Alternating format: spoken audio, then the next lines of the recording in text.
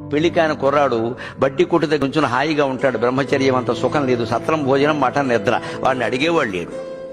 ఆ సాయంత్రం పూట ఈ చలికాలంలో సినిమాకి 5:30 వేళ మొదటాడికి ఎడుతూ ఉంటారు కొత్త దంపతులు, ఓ బండి మీద ఎడుతూ ఉంటారు. ఈయన ముందు బండి నడుపుతూ ఉంటాడు, ఈ వెనకాల ఆవిడ నడుం చుట్టూ చెయ్యేస్తుంది, తర్వాత ఆ చెయ్యి పీక మీద గడుతుందని తెలియదు వీడికి.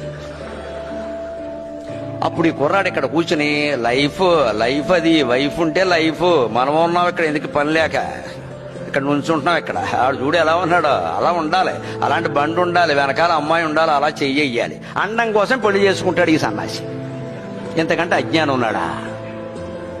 అప్పుడు చూడకూడదు దంపతుల్ని. ఆ చలిలో 10 గంటలకు ఆట అయిపోయాక వాళ్ళు తిరిగి వస్తూ ఉంటారు, టైర్ పంక్చర్ అవుతుంది, ఈ మొగుడు దిగి దాన్ని బాగు చేస్తూ ఉంటాడు. బాగు చేసేవాడు తిన్నగా ఉండడు, ఎప్పుడూ అవ్వలేదు ఇప్పుడు అయింది అంటాడు. ఆవిడికి మంటెత్తిపోతుంది.